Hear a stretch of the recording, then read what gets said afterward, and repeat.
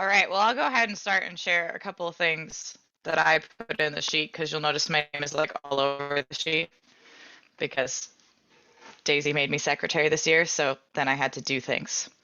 So my stuff at the beginning, I tried to sort of share some easy stuff, like stuff that I used to do when I taught elementary band that my kids loved, and things that I have actually like pulled out of, my storage this year for stuff to start my 7th and 8th graders with for middle school.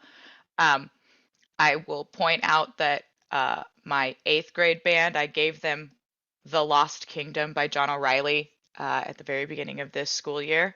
And then for like 2 months, that's all they wanted to play. And every day they were like, "Can we play Lost Kingdom?" And I was like, "No, we have to play something else." And they were like, "You're so mean. You're the meanest band teacher ever. You won't let us play Lost Kingdom." I was like, "Guys, we can't play the same song every year, every day, forever." Um, they're still requesting it, even though I gave them new music. So that's their current fave. 7th grade is loving Cardiff Castle. That one's pretty good too because it's lots of chunked parts. So like everybody plays the same rhythm, which makes it easier when I have kids who are basically, large 5th graders in my room.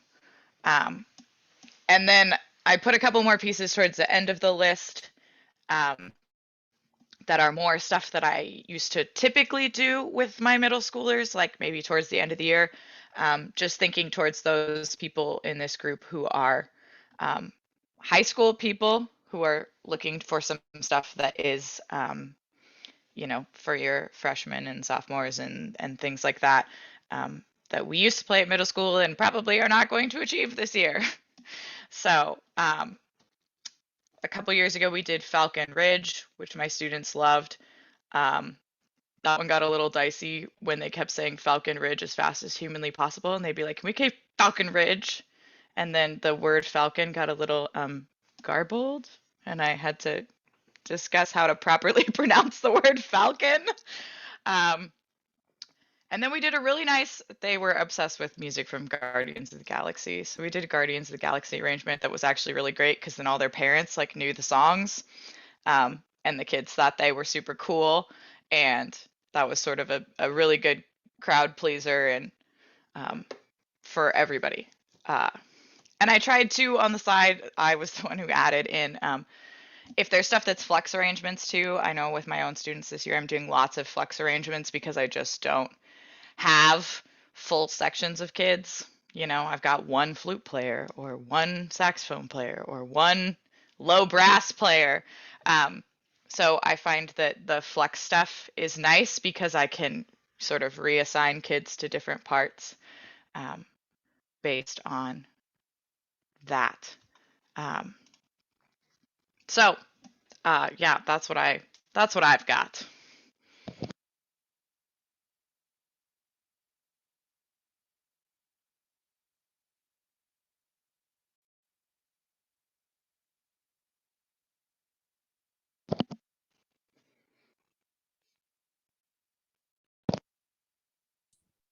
I can go next.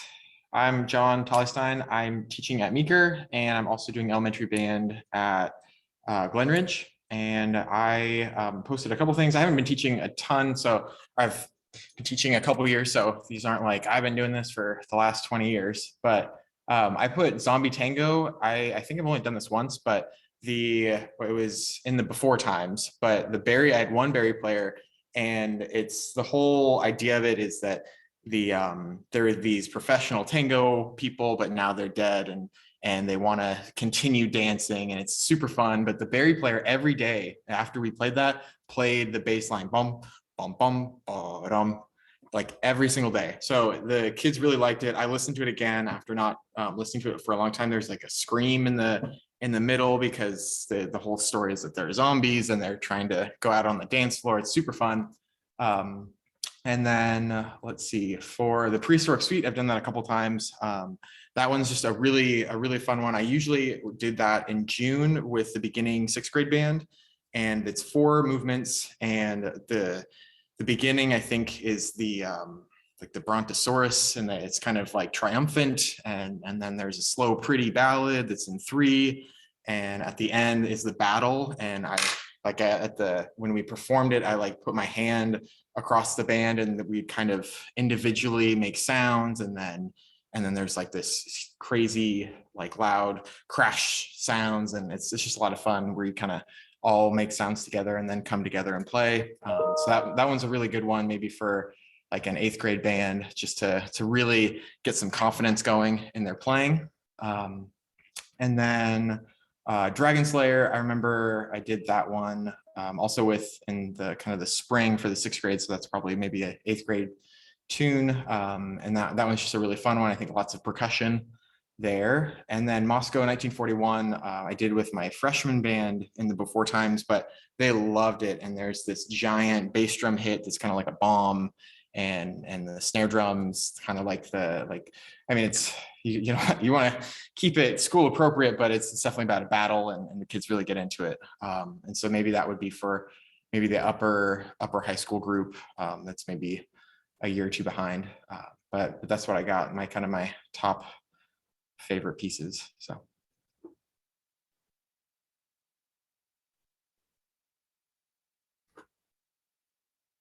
I'm going to elect Ben Peterson since he's right above me on the list. That sounds like a fair system. I like it. All right, so I'm Ben Peterson. I'm teaching Kentwood High School now, but most of my experience was 6 years of middle school, so I kind of tailored that more towards what I'm most familiar with at this moment. And so my two big ones that I really did a lot with middle school was Pevensey Castle and Chant and Tribal Dance. I'm sure you guys have a lot of the similar problem where getting them to play a slow piece is fighting tooth and nail. And so I really enjoy the pieces that set up with like a slower section, and then they get to go into the raucous, lots of drums and that kind of stuff. So both of those pieces start with the slow and then move to the fast. It's a lot easier to convince them to play more tone developing pieces if they also get to play rock and roll at the end of it. I really like those two pieces as well because right now our biggest struggle with the younger freshman band and whatnot is just part independence. They don't count and they just want to play what their neighbor is playing. And so those two pieces are really nice as well because they introduce a melody that everybody plays, a second melody that everybody plays, and then they split it off. And then they already know this melody and they can play the melody that they're familiar with while the second melody is happening underneath them. And so it, kind of is a really good introduction to that. But you're playing something and your neighbor's playing something different, and that's okay, kind of thing. So I used to do them. They're kind of more advanced 7th grade pieces, which now you probably want to hit that with your advanced 8th grade bands. But those two really were just go-tos when I needed to do some part independence or tone development.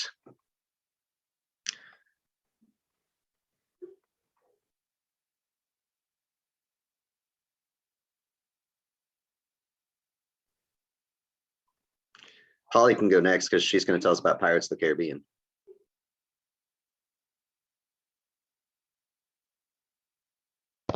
Holly's not in here yet. We're struggling to get her in. I'm dragging her in as we speak. Yeah, I had to drag her around a lot last year too. I get it. I guess I can go next. I can introduce myself if you guys. Oh, go ahead. Oh, did you want to do it, Fred? I don't mind. Mine's pretty quick. I'm at a middle school right now, and so I definitely agree with Benjamin that part independence is a real struggle for the kids. And so even though we start working out of the book with all of the classes, immediately once you start trying to do ensemble parts, it's easy for them to get lost and lose their place. And so anyway, so this isn't necessarily a new piece at all, but I've been using Norland March by John Winston for off and on for years.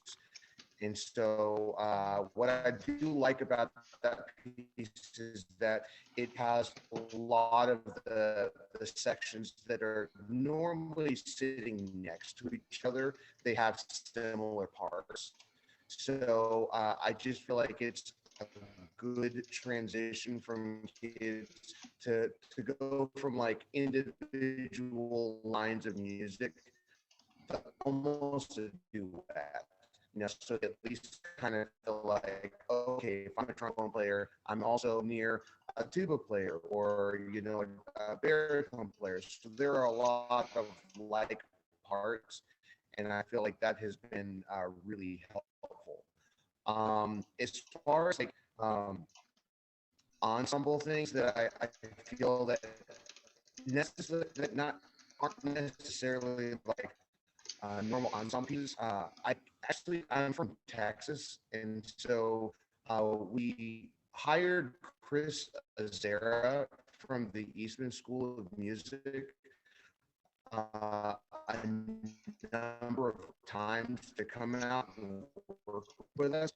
And so he kind of has a series of just like simple songs that normally kids would have access to from elementary school. But the way he goes about teaching them, it basically teaches every kid the melody. And so it leaves even like your tuba players are playing the same thing as your flute players. But then we start to introduce like the bass line or introducing a harmony line. And even as we get into teaching the melody, something I wasn't used to doing is to melody with the actual words, with the lyrics. Because sometimes another barrier for my kids, my particular case, is reading is a struggle. And I mean, just basic reading English is a struggle. And so when I started noticing like iReady scores, and I was like, wow, this is probably really hard for them to read music on top of just reading, English. So we do quite a bit of now a little more singing. So that way, at least they're getting confidence and, okay, I can sing this. This is pretty easy. Now let's get this on the instrument. And then being able to fit those parts together, whether it's, melody and harmony and bass line, gives more confidence because then there's not that barrier of reading music. And we still then adjust, say like, okay, now here's what you've been playing. Let's look at something you already know. Because I feel like whenever I've attempted at my own campus reading first, not everyone is on the same page, and it's really slow for a lot of kids. So using even easy folk songs that they already know has been really helpful for me.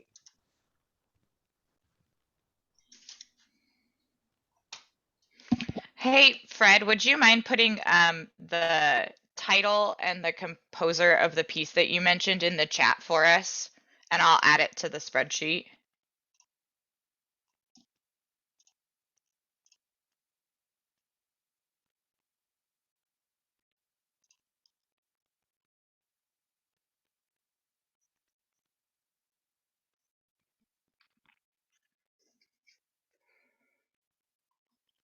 Thank you. Okay, I can go ahead. So Go my name for is it. Konstantin Avakian. Basically, I wanted to learn everything from you guys. I'm an orchestra, and all my life I taught orchestra. This year I accepted the job to teach in Seattle School District. As you know, it's a little bit different there. They teach both band and orchestra.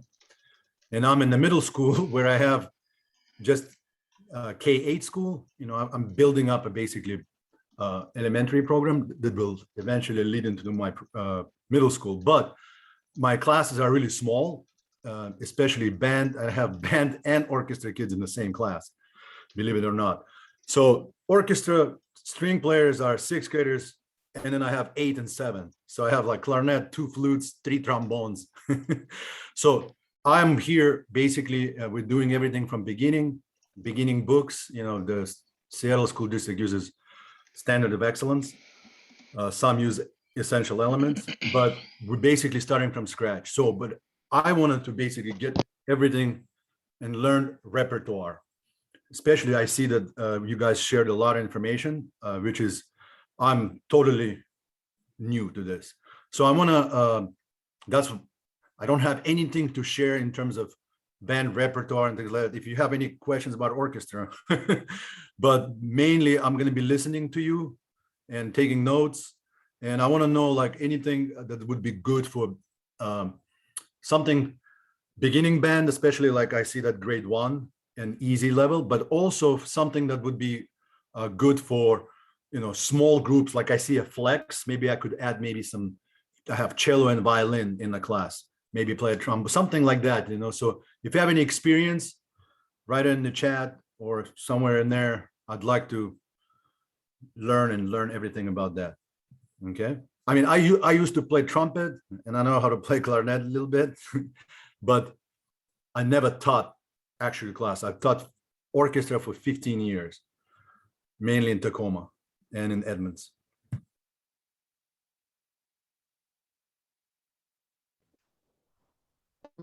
Sorry, just your name is it Constantine? The last person you shared? I'm sorry, I can't hear you. You're like dropping out. Maybe it's just a Wi-Fi. I was just asking, you pronounce your name Constantine?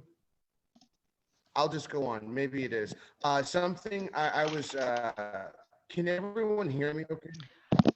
Fred, we're having a hard time hearing you. Maybe if you turn your video off, see if that helps improve the audio. Is that any better? Oh, any better? A little bit, but not much. Okay, I'll try to share. Well, what I was going to share, you kind of needed the visual stuff. I'll bow out. That's okay. What I was suggesting, you might not hear any of this, so I'm just going to pretend I'm talking to myself. I find one of the difficult things to teach at the beginning is the fingering system and patterns are really difficult for flute compared to some of the other instruments. So like it's pretty easy for clarinets or trumpets or trombones, but like automatically flute note 1 in like an essential element, they're asking you to play an F. And that's complex. And like you're going from a lot of fingers to sometimes hardly any when you have to play a C. And so it can be really tough for flute players, one, just to produce sound. The head joint is really complex for a lot of beginners, and the finger patterns are really difficult compared to the other notes. What I did in a previous school is we actually devised a series of super easy songs like Mary Had a Little Lamb or French folk song. But what we did for all of the woodwinds is we wrote all the notes so that their fingerings were the same. So like for clarinet, it would be an E. For alto sax, it would be a B. For flutes, it would be a B. And I know that we're not all in the same key. Just teaching a few songs where their fingers were the same, and I could tell everybody use this fingering. Instead of having to say, you've got this fingering, you've got this fingering, you've got this fingering, you've got this slide position. They don't know at the very beginning that they're not playing in the same key. That doesn't really register for a while, but it helped get them into playing songs really quickly to the point when I did immediately go back to the book, it was so much easier. I just find that sometimes the first 10 lines or so of a book where they're giving you 5 notes are really difficult going through different note names sometimes or different fingerings. And so having them on the same fingering system made it a whole lot easier. I have a file of all the beginner pages. If there's some way that I can send those to you, I would be more than happy to. And probably no one heard that, so that's okay Nope, too. we heard you. That was excellent. it felt like a year and a half ago where I was just talking to myself for 8 hours a day. That's okay. Good times. Derek, go for it.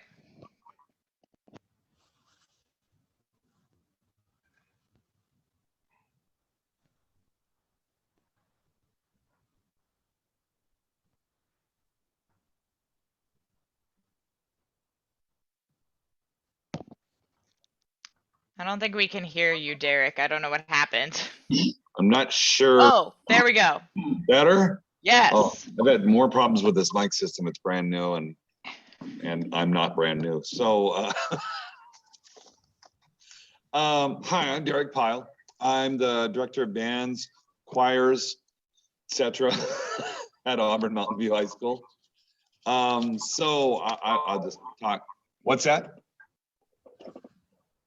So I have, I guess I'll talk about high school, but I'm in the same position as a lot of you, or all of you for that matter, that I have weird instrumentation. I have smaller groups. I haven't had this problem for 30 some years, and I'm about 38 years into my career now. So I had to not reinvent the wheel, but I had to reimagine everything that I was doing, and then try to motivate and get the kids up on where I want them to be, the journey that we're going to take, and really kind of inject some motivation into them. So I went back to kind of my roots. I'm a professional jazz musician on the side, and I work various venues, and most of my work is not with big bands. I play with a group called the E-Jazz, Emergence Jazz, it's E-Jazz for short. I sang with a group called Vocal Inc. for a while. I was frontman for Vocal Jazz, or Village Jazz, stuff like that. So I did that, and then also I've conducted wind ensembles. So there's my background, and what I ended up doing was kind of a mishmash that's actually started to work. So my piece that I can share with you that I'm using in terms of a flex chart that I caught into about a week and a half ago. My kids love it, and it's our first chart that we're doing is Ukrainian bell carol. And I'm doing that with I'm actually doing that with my wind ensemble and concert band at the same time. My wind ensemble is immeasurably small, and then my concert band is good size, but it's like 6 saxophones and a couple of flutes and 1 clarinet, and I've got almost everything. So what I decided to do was I went flex charts. What we started to do at the beginning of the year, though, even though I only gave that about a week ago, is we're doing pet band, and I coupled with my we have a marching band director that is different than me. I decided to buy out of that, and it's different from our contract now, so I don't have to do it if I don't want to. I can hand it off. We're the only one in the district still doing that. So we got a bunch of flex charts for pet band and started with that. So it's an E flat part, a B flat part, bass clef part, et cetera, et cetera. And then with the wind ensemble and concert band, what I'm doing is I'm doing a thing called, and you can't see it probably because it's called Count It. And it's by a man named John McAllister.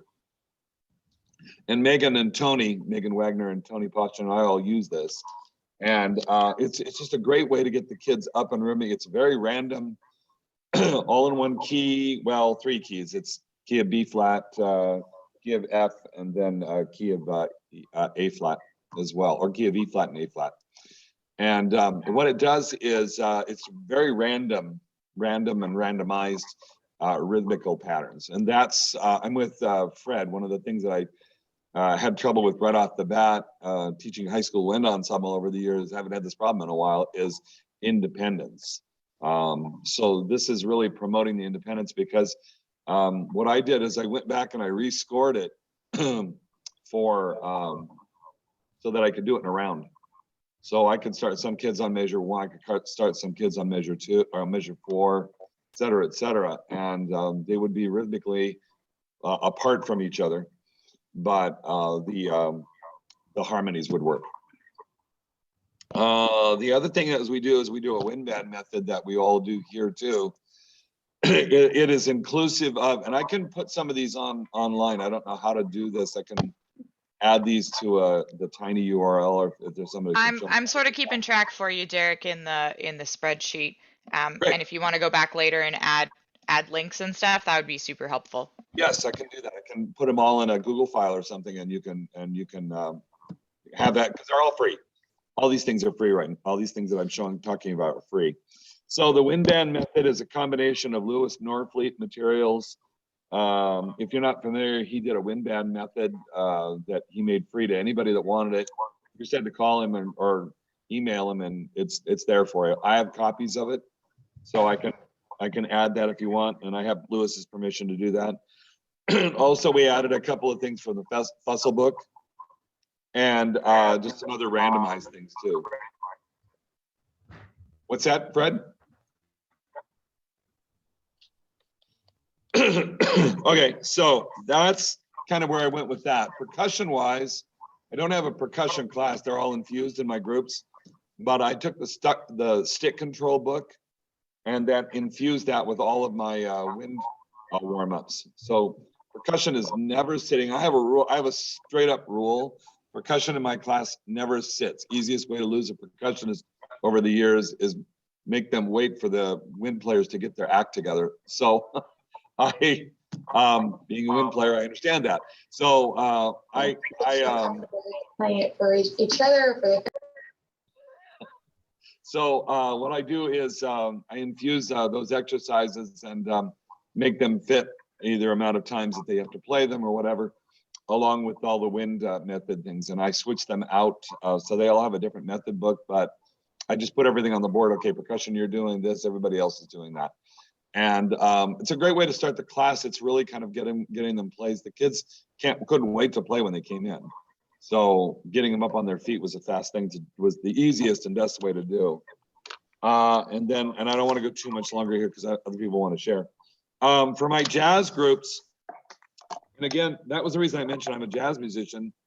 So I'm really having to think out of the box in terms of reimagining everything this year. So my jazz band is not playable as a jazz ensemble this year. It's the first year that's ever occurred.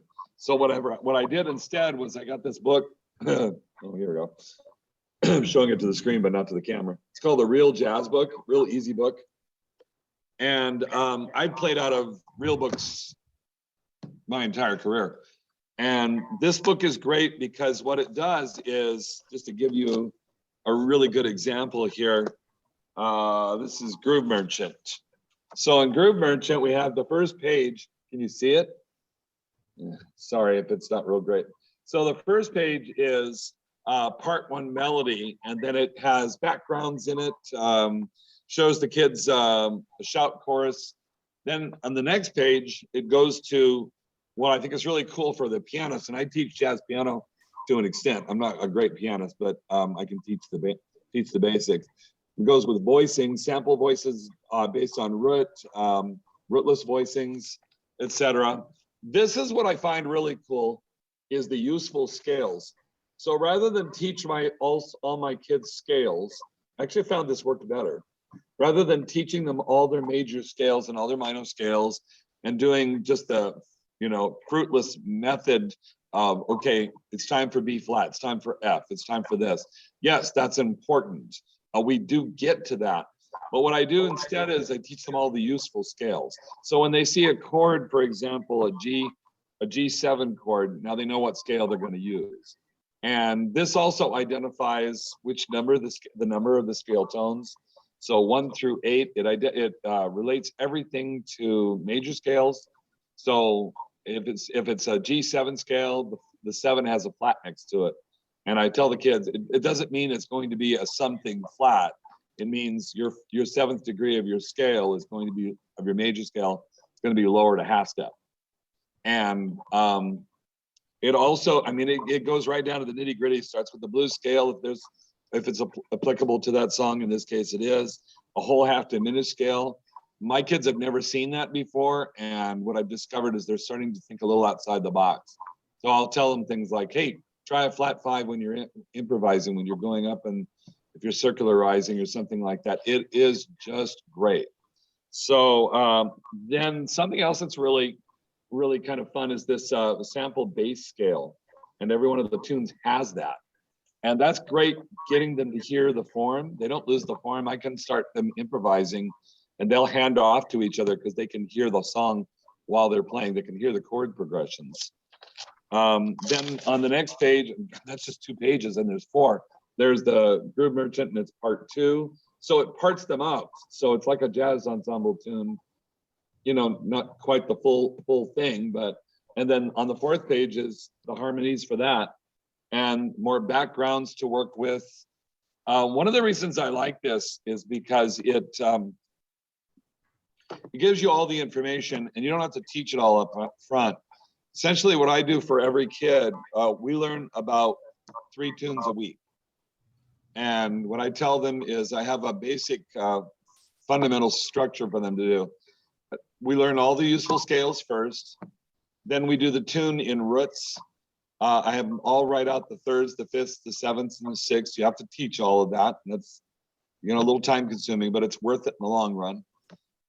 We play all those. What I've found is that they're starting to memorize. They're starting to commit to memory.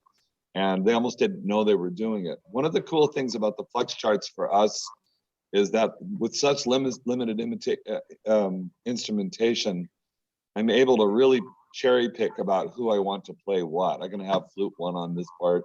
I can have another flute over here play the oboe part, which maybe is part 2, etc. So, oh, and then I use for jazz band, I use patterns for jazz, and we're on number 15, and I make them memorize everything.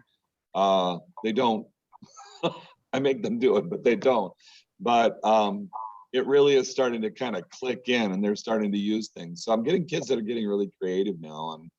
And I actually like this method of teaching as opposed to, you know, by the book type teaching that I did for years. I really enjoy thinking a lot more outside the box. I think the kids are getting more out of it. And then as they're playing the flex music and the wind ensemble and concert music, it's really beginning to stick. The tone's all there. The technique, for the most part, is still there. Dina Letty is my feeder program, and she's amazing. So, you know, I got it kind of easy where that's kind of concerned. But you know, in this world right now, we're just reimagining everything. There's mine. Hey, Derek, really quick. The Real Easy book that you're using, are you using volume 2? I have all 3 plus the Latin jazz, and I cherry pick everything. Okay.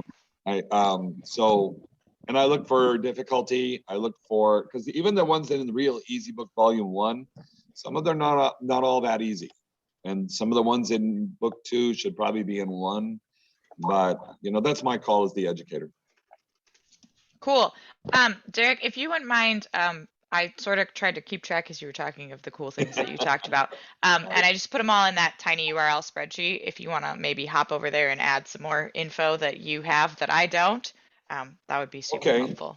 So where, so on the schedule for today, you have I see 2 links. There's a tiny URL. Yeah. Right. So if you scroll down to the bottom, I tried to keep track as you were talking, but Do the flex books have strings there too? Can I use strings? Yeah, like the tune that we're doing with the Ukrainian bell carol has violin charts. We've got an orchestra director next door, and John Hines is absolutely fantastic. But he even gave me some of the kids who wanted to play with us, and I said, if they want to play in the concert, here's music. And then I just meet with them when I can, whether it's after school or what, and they're playing the parts too. So I've got strings playing with us, and it's great. So a lot of those flex charts have string parts.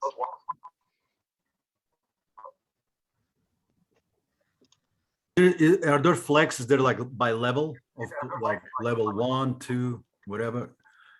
The flex books are like that, or is it just random? I don't know anybody. I don't know about anybody else. I haven't seen them marked that way.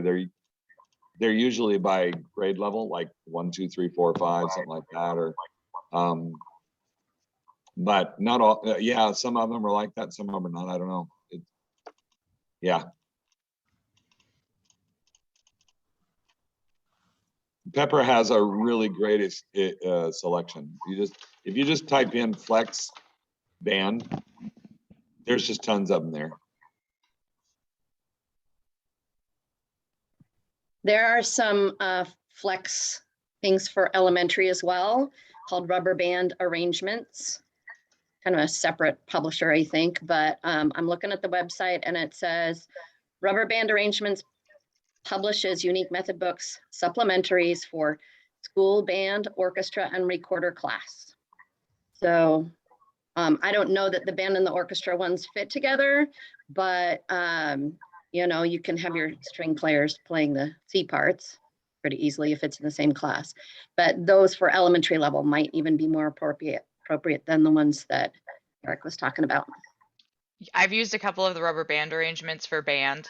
And the nice thing about those is they're like similar, I guess, to that Real Easy book where, you know, everybody has the melody and then everybody has the harmony and then everybody has, you know, a rhythm section and then the percussion section. And then on like the other page is the whole band arrangement.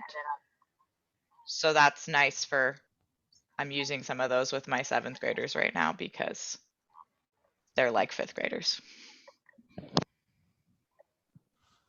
I was going to say that too, that, you know, like I just teach 5th and 6th grade band and general music too, but my 6th graders, I have a lot of beginners, and even the ones who are 2nd year players are like beginners. So everybody, I'm sure you know this, but just in case you don't, feel free to reach down to your colleagues who teach lower grades than you for some materials, because yeah, you might need it this year, right? Some years we get to reach up, and this year we might need to reach down.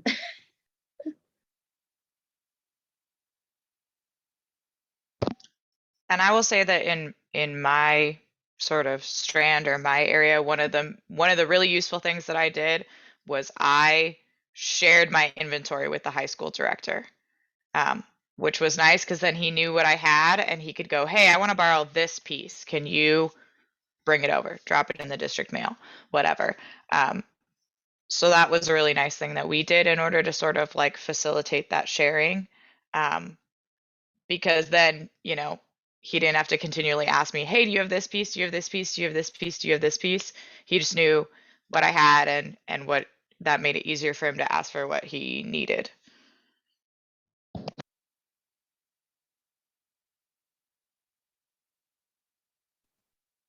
I can share a couple of things that are working in a world of things that aren't working this year. My name is Megan Schultz. I'm the middle school band director at Glacier Middle School. So that's in the White River School District.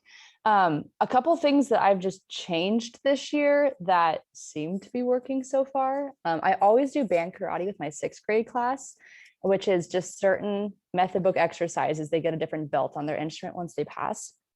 And that's always been successful. But this year, since everybody's like a year and a half behind, I'm doing band karate and using my same method book for all my classes.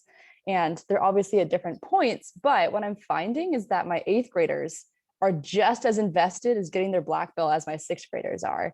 And so what I'm finding is with at least a good chunk of my classes, my kids are practicing more and working harder to try and get belts, which is also kind of helping to up their ability level at a faster rate than maybe it would if it was just a normal year.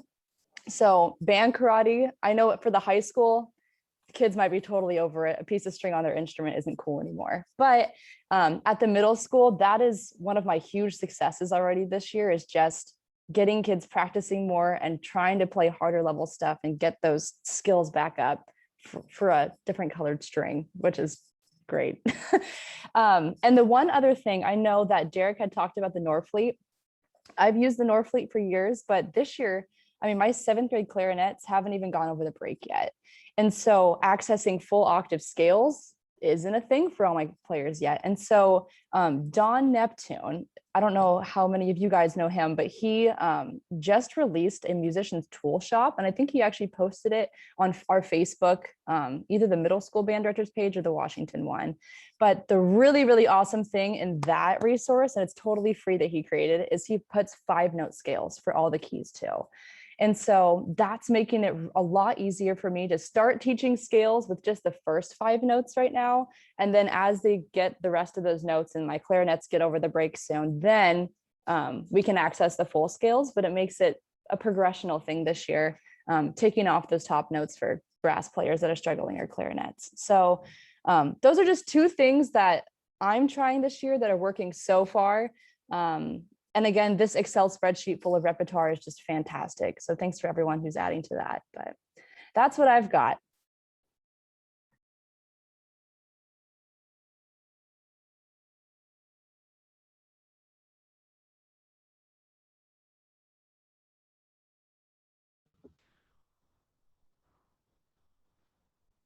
Megan, I've never done the 5-note scales, but I'm kind of interested in doing that, something similar to that this year with all of my kids. But I'm doing them in 4 notes. And then that way, when we want to form a whole scale, we just put 2 together. So it's like if they already know like their B flat scale, then they already know their F. Let's put those together. And then all of a sudden you're fitting small pieces together, but getting whole scales. That's an amazing idea too.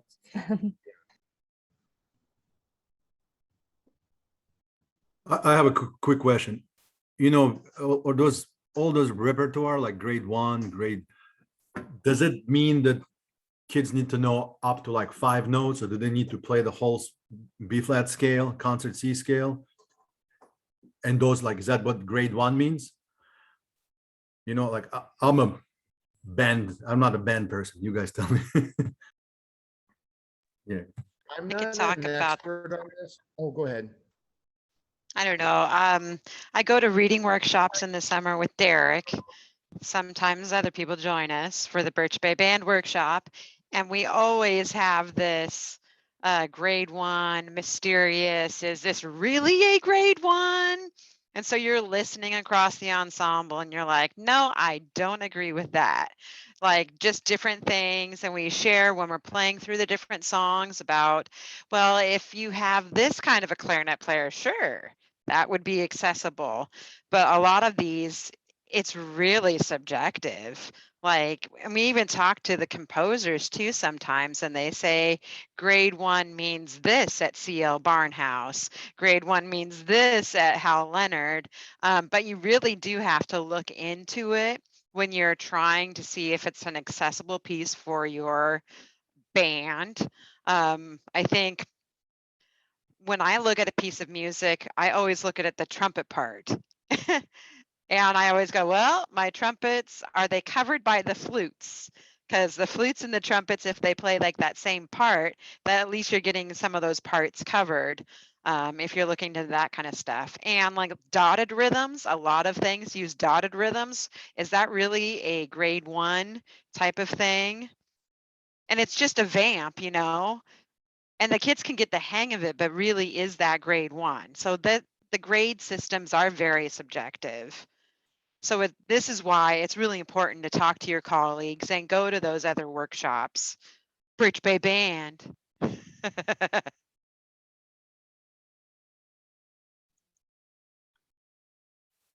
If I can make a plug for Birch Bay Band, because that's awesome. There's 2 things that I love about it. There's more things than that, but there's 2 things I absolutely love about it. The first thing is we don't get to connect with colleagues very often. I mean, we're so in our bubble because we're isolated in a school where there's, 60 other teachers. If you're a high school teacher like me, you got 60 other teachers in the room. And I basically, I don't get to see anybody else because I'm kind of stuck in my own little world here, trying to make it work. And the thing about that is that you're also really not, other than opportunities like this, you really don't get to talk and connect with other directors, whether it's band directors or we have, of course, we have GRMEA, and then we have our state conference or Northwest conference, etc.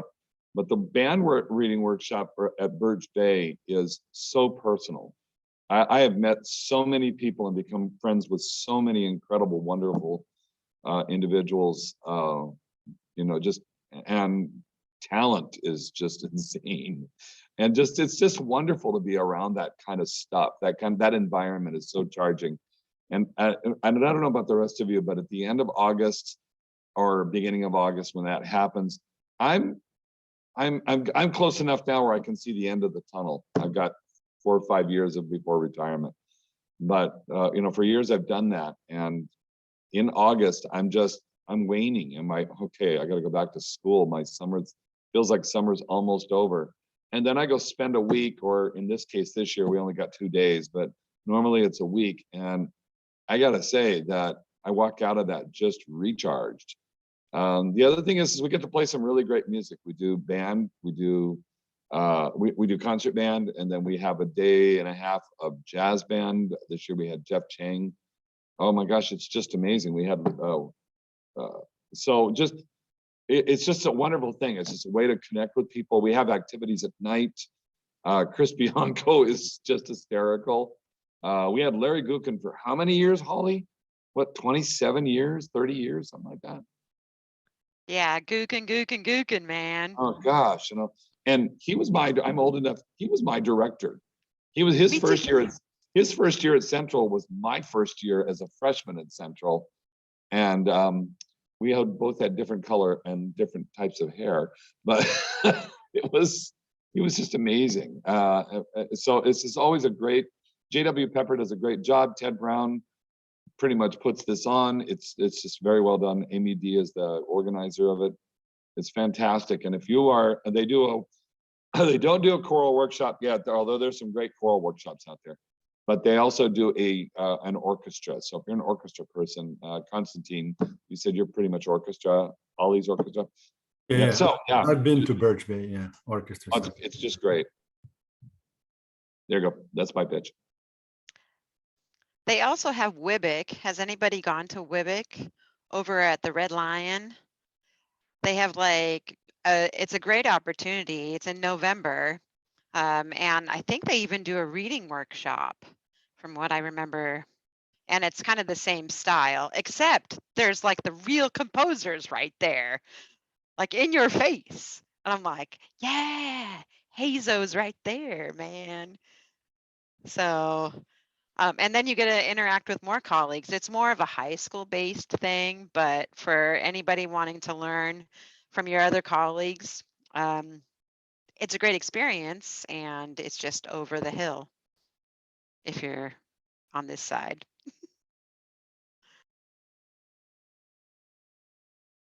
Awesome. So look at the trumpet part, compensate with the flute. That's the lesson. That's my personal opinion. I don't know how many other band directors are always concerned about their trumpet players, but when it comes to like melodies in your groups, usually trumpet and flute have a lot of that, and clarinet players, but sometimes the trumpet players can't get to those higher notes right away. So if you have a strong flute section, which is all flute players can do no wrong in my book, like they can play every instrument eventually. I have flute players turn into tuba players, flute players turn into bass players. They've got a different makeup in their, I don't know, sense of being. I don't know. I'm just talking weird. So if anybody wants to shut me up, totally fine. I'm a weird cat. But definitely trumpet players. I always look at the trumpet part. And then percussion, I'm always going, okay, I have a million percussionists. What am I going to do to keep those kids happy? So I look for those kinds of things too. So like one of my little gems that I put into the list is called Count Rockula. I think it's appropriate, especially for this time of year. Plus it's really fun for percussion. And everybody walks out of the class singing it every day. So you know it's got to be good, right? Yeah, so for like I have one percussionist, and I taught him how to read music. Now my question is, I put him on bells. Do I need to put him on the snare drum at some point, or is bells okay? You know, it's a small band, but is that normal, or is that what you guys recommend? At some point, do we need to be snare? You know, like a rhythm section? I don't know. I have a percussionist son, and he's done drum corps, he's done all these different things, and he will say that he was not asked to do keyboard percussion until he was in middle school, and it was a huge stretch, although now he really loves marimba. So obviously, you know, he figured it out. And in Kent, we start on bells and switch to snare, usually in the 5th grade year, the first year of band. But my son also would say, you got to know how to play all of them. So I want him to get a really good start on bells, because that's just a different way of thinking. That's reading pitches when every other beginner is also reading pitches. So it's a good thing. And then, but yeah, you know, you will want to have him play snare. And if you have a bass drum that he can play, if he gets good enough, I've had 6th graders stand and play because I didn't have enough percussionists. They would play bass drum with one hand and snare drum with the other hand. Hopefully it's easy enough that they can do that. So if they can do bass drum and snare drum with 2 different hands, then they can pretty much do anything in percussion, it seems. But yeah, you'll probably want to have him switching around. One day, if I have one percussionist, I'll have him play bells on one day and snare on the next day, bells on the next, and then snare on the next. So they switch back and forth. I would just to build off of that, I agree. I think the nice thing about starting with bells is that they're reading the same rhythm and notes as everyone else. When you have them reading out of the snare part of the book, it's usually a different rhythm. So you would have to read with them and help them with the rhythm. So at least so that they're on the same page, starting with bells is really helpful. And if you can afford the time to have them eventually trade off on days, I would. But keyboard is really helpful at first because they're reading everything that, you know, so you can just say bells and flutes, you know, we're doing this. And because they're relatively the same and they're beginner books. So having them do the same thing will help them so they won't feel so lost. Because if you're not careful, the snare drum book will cover things that you won't see in the other books. So like they're talking about, like, let's say a buzz roll or a multiple bounce stroke. And if you're not looking at the snare part of the book, you'll completely miss it. Or you won't find out that, oh, they were supposed to be playing tambourine if they're just in the snare part of the book.